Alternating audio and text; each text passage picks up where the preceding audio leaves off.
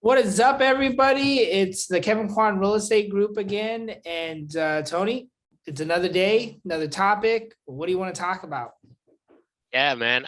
So recently, my brother-in-law just refinanced his house, Uh, and he got a interest rate of 3.75 for a 30-year fix.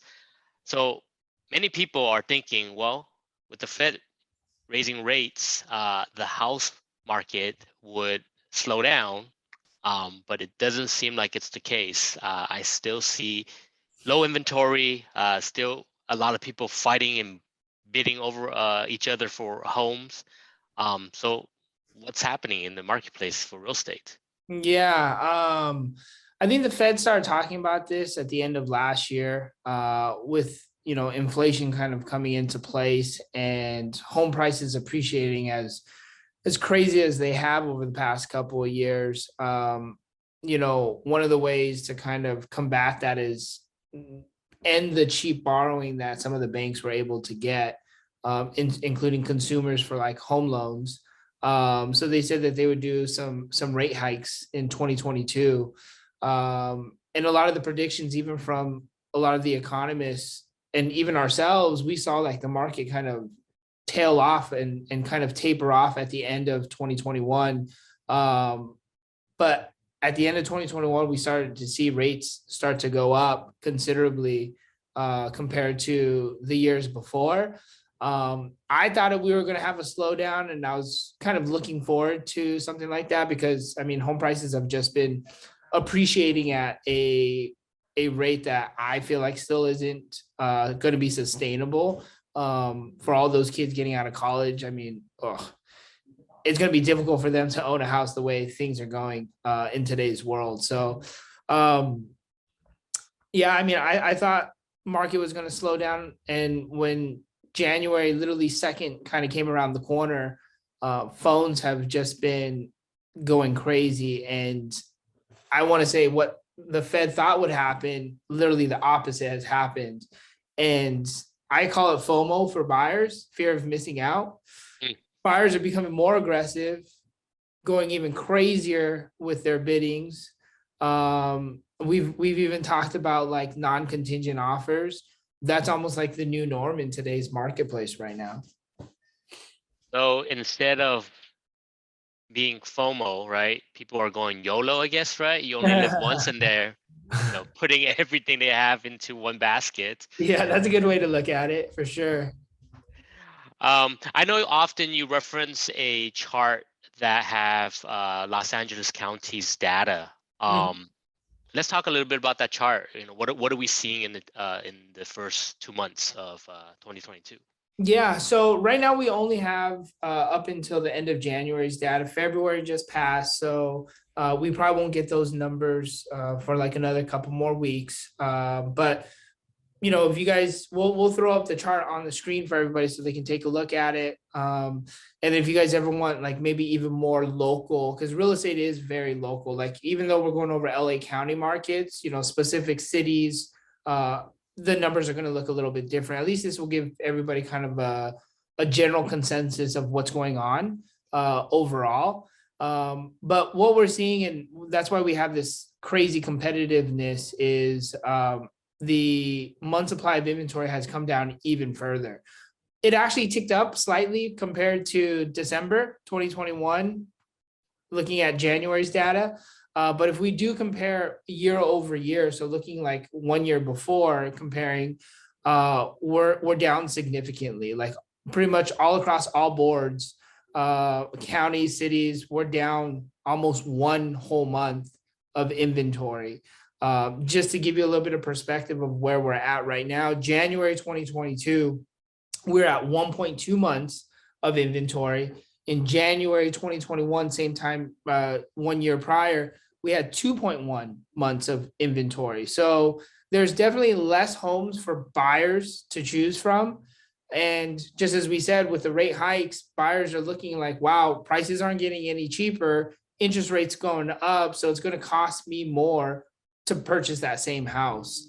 And that's why we're seeing this craziness again. Yeah. What do you think the cost of the inventory being so low? Are we just not having enough new homes being built right now? Is that one of causing factor? That's definitely one of the factors for sure. I put out a video of why we're in this craziness last year too. And realistically, if you look at our population growth here in California, and the amount of homes that were coming onto the market in terms of new builds, we were short about 100,000 homes every year, based off of our population growth. So meaning in the state of California, since about like, I want to say 2000, since the crash, so 2008, when builders were overdeveloping at that time, they basically, dialed back and said, we're not building like the way we did, because after the crash, we had an oversupply, right? And if you always look at Econ 101 of real estate supply and demand, right now we're in a marketplace where we have low supply, high demand.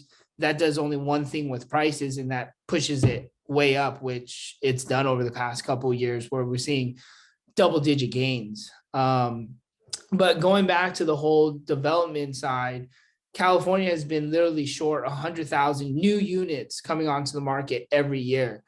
So because of that, and that's been happening for about 10 years or so. So 10 times 100,000, that's a million houses short that we don't have that we need, so that's definitely one of the key factors of why we're in our marketplace that we're in right now. Yeah. So, looking at this chart that we have up here again, it year over year, right? Appreciation has gone up 24%, right? And I think a lot of people come and ask you, is there an opportunity for us to see a 24% drop Ooh. in the future? Yeah. I've always been a big believer, what goes up must come down. Nothing will project forever. Safe play to all of this. I've always been a firm believer. If you're in this for the short term, you're playing the wrong game. It's a very risky game if you're trying to time the markets. I've always been a big believer, when you're ready, you're ready. It doesn't matter if it's in an up market or if it's in a down market. As crazy as it is, I mean, as you guys know, I'm in the process of buying a house as well too. But my mentality isn't, okay, I'm only going to keep this thing for 2 years. Like, my mindset is 10 plus years every single time.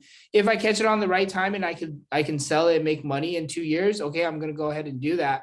I've always said, regardless of what's going on in your life, you need a roof over your head. So might as well put that in towards a house that you can own rather than paying rent, because, if you're paying rent, money is just going out the door. Will it drop another 20%? That's a loaded question. I have no idea. As much as I know about the real estate market, the fundamentals are there. The housing supply shortage is definitely there. I think this round, with rates dropping so low and so many people capitalizing on saving money and staying in their house, that's going to add a whole nother factor that I don't think we've seen in any recent years. So what's really going to tip this marketplace? Things are going off in Russia right now, or Ukraine. So that could potentially turn things around in the opposite direction. Stock market's been very volatile lately. But you do have people that are thinking, hey, look, like, if you look at most inflationary periods, what happens to real estate? It tends to skyrocket as well too. So we're in a marketplace where I feel like inflation is definitely prevalent. How long this is going to last, I don't think things last forever. So there will be a tipping point at some point. How much that correction is, I think financially we're a lot more solid. You got a lot more corporations that are holding on to debt, right? Because borrowing is so cheap. So if they make a couple wrong bad plays, that could shift the marketplace as well too. So definitely a lot of moving components in this marketplace compared to like the 08 crash, where it was really prevalent with bad financing that started, that downfall. Right. So this particular report, is it something that you go over with your clients often, or how can we locate this report and ask you more questions moving Yeah, forward? so our multiple listing service provides this report to us. Do people look at it? I definitely look at it because it helps me understand the marketplace a lot better. And just by reading this, I mean, you can take a look. We're year to date, we're 15% less in terms of new listings that came out compared to last year, right? We're down 10% in terms of total amount of closed sales. So there's definitely a lot less to choose from in terms of properties, which is really causing this huge spike. I mean, even pending sales are down about 25%. So those agents that aren't doing a lot of volume, it might get even tougher for real estate agents in this business because there's definitely not going to be as many transactions as the years before. So the pie is just getting smaller and smaller. There is a lot of real estate agents competing in this marketplace as well too. And then it goes same thing for the buyers right now because of all of this. There's less properties to choose from, and people just want to jump into the marketplace because things just are not getting any cheaper. So that's causing this huge frenzy. I've always called it kind of like a little bit of the perfect storm that we're going through right now in the real estate market. This was very informative as always, Kevin. Again, I think this report is helping buyers understand the market, and I think us sharing this with them is resourceful for them. Yep. Yeah. I mean, utilize data to our benefit, right? Because the data, I feel like the numbers don't lie.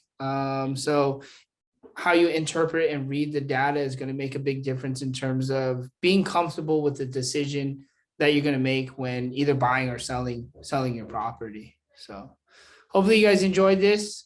Stay tuned for the next episode. But thanks again, Tony, for being on with me today. Thanks for having me.